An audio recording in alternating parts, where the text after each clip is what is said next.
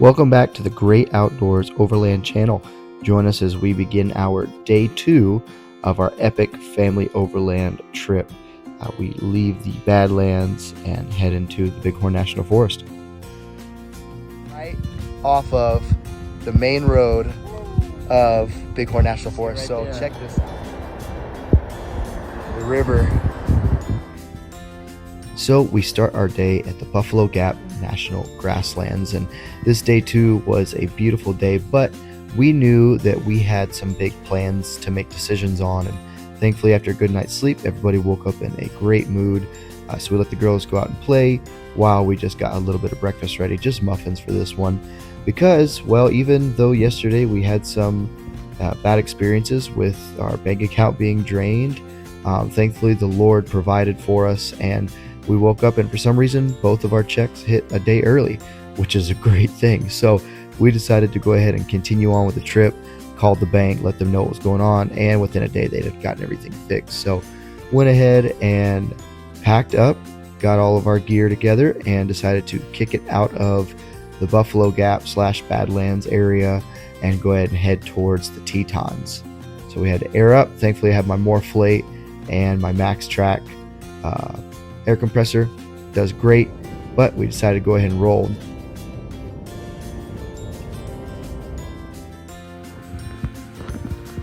Now, one thing we did learn from the first day into the second day was that we needed to give ample time for our kids to be able to go find somewhere to play. So we would stop every about 3 hours or so, find a local park, and just let them kind of have a ball for about 20-25 minutes.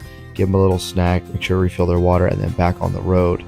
And here we just get into the BigHorn National Forest, and we're just falling in love in what this awesome place really turned out to be.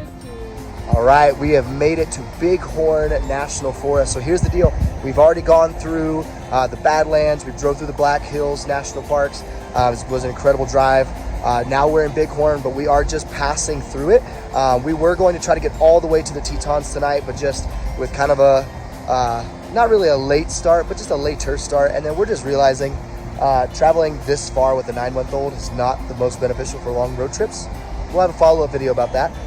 But so far it's been incredible. And we actually found this little pull-off. This is a double waterfall. So there's one here, and there's actually one, let me get him over here. There's actually one right there as well. Very, very cool. And so we just jumped out real quick. I'm gonna put a couple pictures and videos below, but we're just dipping our toes in the water, kind of getting a little break before the rest of our trip. And we're gonna now go all the way to Riverton, and then we're gonna find a boondocking spot outside of Riverton, and then we will go to the Tetons tomorrow morning. So a little bit of change of plans, but here's the deal. We are fast, fluid, and flexible people. We're not married to the plan. We're just married to the one who gave us the plan, and that's God Almighty. So glad you guys are along. Let's continue to have some fun. So back on the road we got, and as we continue to get into the BigHorn National Forest, man, I would just mark every single offshoot and dirt road that I could find, because I was quickly realizing that though we didn't, at least at the time, think we had enough time to stop here, I knew I was going to be back here one day. And now that the trip is over, we're going to be a little sneak peek. The BigHorn National Forest was absolutely the highlight of my trip, and I know that I have found probably my favorite place that I will continue to go back to for many, many years to come. I just am making it a point of my life to explore and find all that I can find within the beauty and the stunning awe that is really found at the BigHorn National Forest. It was so much fun. It was so beautiful. The winding roads, the beautiful offshoots, the promise of moose and bear and other wildlife to be able to see. And it was just so awesome to see. Hey guys, so quick change of plans. We were driving through BigHorn, and I just kind of saw a little pull-off road next to the fish hatchery, and thought, oh, that'd be kind of fun to hit before we leave. I don't know when I'm gonna be back in BigHorn. And as we were driving up to it, we noticed that you can camp here, and our next destination is about 3 hours and 45 minutes, and it's already 4:30. That put us really, really late getting to camp, which we got late to camp yesterday. I don't know if I want to do it to the girls. So we landed here right off of the main road of BigHorn National Forest. So we found this little pull-off spot, has a little, man-made fire ring. Came with a porta potty. Shut up. All right, well, look at this. We're basically in the valley. Oh my goodness, shut your mouth. There's your main road, so might be a little bit noisy up until, bedtime, but we're cool with that. All right, we got the truck up on some blocks, some rocks basically, and we're gonna go ahead and start setting up camp. So we're so excited. Carter, what do you think of camp? 2 thumbs up for it, let's go. My favorite part of this whole camp spot is, you see it right there, the river. We got a nice little kind of rapids going on just right here, so you can hear it from our tent. Oh, it's gonna be so.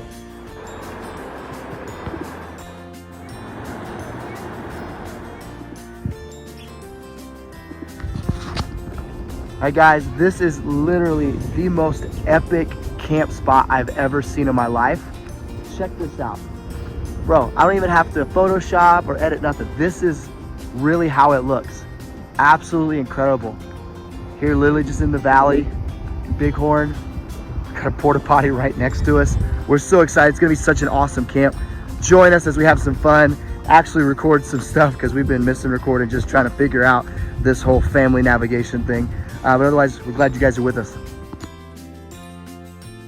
And from here, we honestly just had a lot of fun with the family. We went on a couple little hikes. We played a couple board games. We were able to allow the girls to color and let Cameron, our youngest, our 9-month-old, just kind of roll around in her little play area. But overall, this was exactly what our family needed. It was just a little bit of peace, a little bit of quiet, a little bit of sitting in God's beauty, talking about the things He's been speaking to all of us, and just be in awe that out of the years of camping and overlanding, that we were in the most epic spot we've ever been. And now here's the deal: if you're ever camping with your kids, these little foot rocket launchers are amazing.